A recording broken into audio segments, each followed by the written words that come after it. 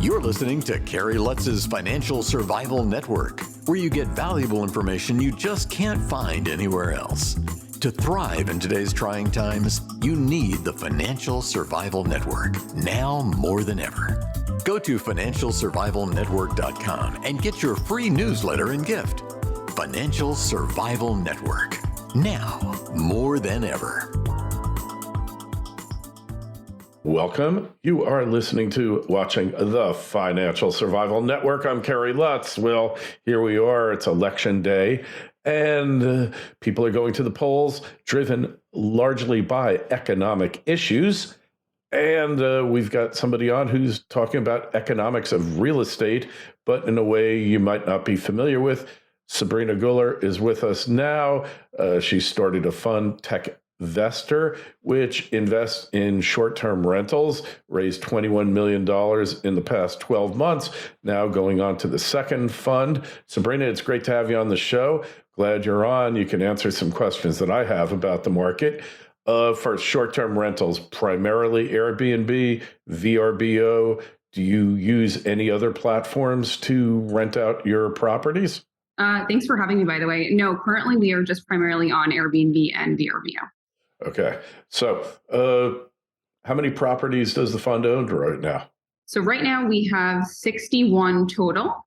30 of them are under contract, being designed, furnished, in that process of getting listed and launched. And we have 31 active listings live on Airbnb. Cool.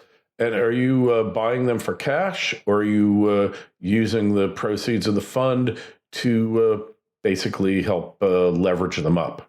We're leveraged. In some scenarios, we bought cash, but we're primarily leveraged. What kind of leverage are you using? It's actually it's considered a commercial loan. There are very few lenders that provide commercial loans for Airbnbs, but it's based off the projected rental income. Okay. So obviously they're not 80-20 or 90-10. You're probably closer to 50-50 or 70-30, generally commercial 70-75%. 70-30, 65, around there. All right, but still helps boost the return on equity for sure. So what is the key to managing large numbers of vacation rentals? Because unlike being a traditional landlord where you rent out an apartment or a house or whatever to a tenant on a longer term basis, vacation rentals require quite a bit more labor intensiveness. You're going to have higher repair bills. You're going to have bills for linens, maids, cutting the grass, all these types of things. How do you manage this all? Yeah, that's a really good question. So Steve and I, he's the other half of the business. We both co-founded Techvestor. I run all of the operational side of the business. So furniture, design, management, revenue management, property management. When we first started the business, we tried to set a bar for the types of homes that we were buying. That's actually really key in management. A 2-condo in an HOA building is very different from a 5-bedroom, 4-bath with a yard, a pool, a dog park. And so we focus on the larger homes with a lot of amenities. So you could say that property management is definitely an adventure. We could probably have a mini TV show on the stories and the experiences that we've had with guests. I think the key thing is to have really good people on the ground, people who know your house really well. One thing when you own short-term rentals is to, unlike multifamily where you can buy a property and you're just focusing on washer dryers and making sure that the utilities work, with Airbnb, people use every crevice of your home. They use the washers, they use the dryers, they put makeup on your towels, the dog pees on the carpet. We're pet friendly as a fund. Friendly, yeah. So I think it's to really have people that understand your expectations, have checklists, and make sure that everything is checked. All of our homes have ping pong tables, foosball tables. We're a game friendly home. We encourage entertainment in our homes. So, outside of the typical cleaning routines, like turning linens and all of that, we also have to check for the little things to make sure that, from each guest, the experience is the same across the board from a quality perspective. Hey, so are you cash flow positive now? Oh, absolutely. Yeah. What kind of return on equity are you looking for? So in Q3 of this year, we were trending towards a 9% cash on cash return. We still have Q4.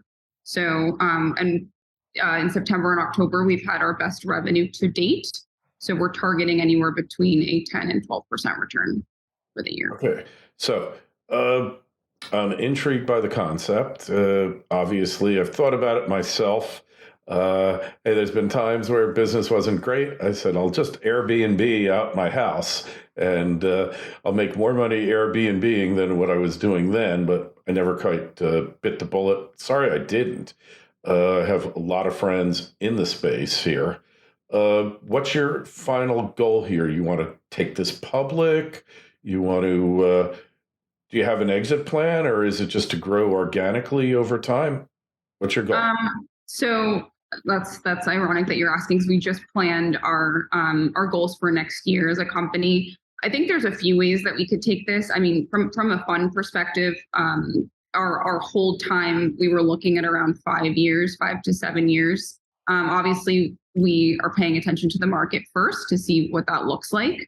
But we're looking to grow the next year. So we have another fund coming up starting in December. And we plan on scaling our operational side of the business, entering new markets, and yes, we're in it. We're in it for the long ride. Okay. So amenities, which is all part of marketing, right? So fun houses, pet friendly, families. What's your average stay, and do you have a minimum? Our average stay is probably around 4 or 5 days.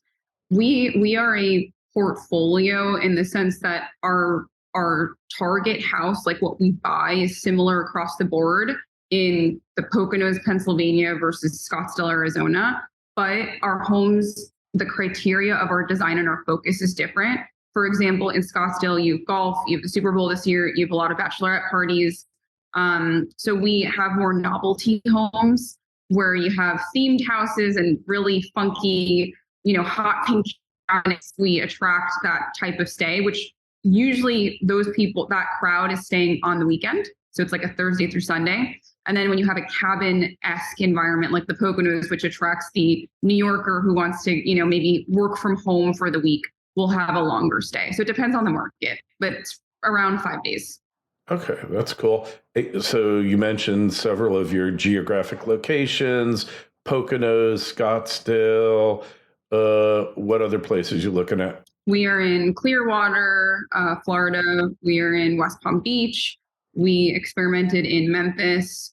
We have a couple properties in Blue Ridge, Georgia, which is like the mountain side of there. Wow. And we are in Branson, Missouri. So, I think when we first started, we went vertically deep, and that was, for the reason of scaling our business, because things are obviously, economies of scale. It's cheaper to hire the same designer, the same cleaner over and over again. But as we diversified our fund, we started getting into new markets. As we scaled the business, it allowed us to go in new markets and operate the same way that we would in the first markets that we opened shop in. So you're kind of posturing yourself to be the BlackRock of vacation rentals, I guess, right? What's the biggest challenge you face here? Don't just survive, thrive. The Financial Survival Network. Osino Resources is a Ross Beatty-backed gold exploration company in mining-friendly Namibia. Osino's district-scale land package is situated near 2 producing gold mines, one of which Osino's management team previously developed and sold to B2 Gold. Osino's founders and management are experienced mining professionals who have already successfully developed and sold 2 companies in the past 7 years. Osino has an excellent shareholder base, with Ross Beatty owning 20%, insiders 5%, and Resource Capital Funds 8%. This is an exploration company with drills turning that you'll definitely want to pay attention to. Osino trades in New York under the ticker OSIIF and in Toronto under the ticker OSI. To learn more, go to osinoresources.com. That's osinoresources.com. This is the Financial Survival Network, the information you need to thrive now more than ever. So I think our challenges a year ago were and are very different now. I think a lot of people think that money is the answer when you get into hospitality related real estate. It is not the same. I think a lot of investors ask us, what's your occupancy? Because in multifamily, occupancy is weighed, highly. Whether it's in short-term rentals, it's not, right? You can have an incredible asset that gives you 20% cash on cash a year, but it's only occupied 55%, right? Like Big Bear, California. But I think our challenge was to grow the business. If you actually look at how house flipping and design is outside of Airbnb, there's not like a nationwide flipper. Otherwise, everyone would be using nationwide flippers, right? Or like construction companies, at least that pencil, that makes sense. So we had to vertically build everything. And I think laying that foundation to know like, hey, we can't rely on other people to build our company for us. We can't just plug and play like you would with a multifamily investment. You just get a really good an operational company, plug them in, property management, 7 to 9% in PM fees and call it a day. We had to build everything. So I think that was really difficult to make sure that we set quality, we set procedures, we hired the right people, we trusted people in markets. I think I was on a plane 2 or 3 times a month in every market just to make sure that all of our homes were exactly what we wanted them to be. And I think scaling the initial part of the business was really difficult. We're actually in a really good place now. We've been around for a year and a half, and people trust us. We trust them. We've built relationships to make sure that people have the right intentions and keep the quality of our homes high. But I think scaling will always be something, especially in a heavy operational business. There's always high turnaround. People get sick, people get COVID, the holidays come up, people have personal goals. So it's very different than a SaaS business or something where you're depending on someone just sitting in front of a computer. Sure. Yeah, well, much more complicated. Like I say, you need boots on the ground, a lot more of them. And, for maid service, all of this. Do you ever anticipate setting up your own rental platform, software platform, so you can kind of bypass the Airbnb, VRBO middlemen? So we've thought about having some kind of a platform for direct bookings. It's not our bread and butter. We have a great relationship with Airbnb, and we've kind of already accepted it into our business model. But I do think that there are risks to heavily relying on a platform like them. So I think that's something that we plan to dig deeper in the future, but it's not a major priority right now. Right. Yeah. Well, a lot of people thought they could get money from YouTube for the rest of their lives, just creating content. And when that's your business model, where you're kind of bootstrapping onto an existing platform, there's definitely a risk involved there. So alternative booking platforms, like what about Booking.com? They do vacation rentals. I think that every travel site is getting into vacation rentals now, aren't they? Yeah, and we've seen a lot of platforms grow. There's also some niche ones too. There's the Plum Guide. They're like the luxury version of this. They consider themselves to be the Michelin version of Airbnb. We've actually experimented with a couple of platforms, but our clientele, the family, the 5-bedroom with the dog and the kids, they are on Airbnb. We convert higher than VRBO. So we just kind of stayed with what works. Yeah. Hey, you got to stay with what works. And they're not, as far as when you look at all these gig economy sites and such, they're not taking that big a cut compared to others, are they? No, definitely not. So one thing that I've seen Airbnb people get tripped up on, especially here in Florida, is use taxes, sales tax, resort fees that each county in Florida has the right to charge an occupancy tax on vacation rentals and such. And for a while, at least, Airbnb wasn't even tracking this. They were oblivious to it. But so accounting, obviously, in this situation, really important, isn't it? Very important. We have an entire finance team that focuses on permitting, tax laws. We use Avalara, regulation. Airbnb does have a decent partnership with local government and regulation and all that. So they actually pose that on the guest rather than on us. And they try to work with the counties on an individual level, but we definitely make sure that we keep up with all that. And every state and every city is very different. Yep, this is true. Well, hey, I think we covered a pretty good swath there. People want to find out more about what you're doing, Sabrina. How do we find you on the internet? Yeah, you can go to techvestor.com and book a call with our team if you're interested. All right.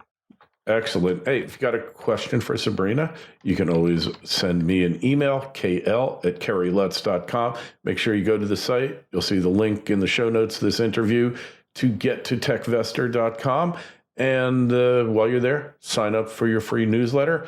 Appreciate your coming on, Sabrina, and we'll follow you, and good luck with the business. Thanks for having me.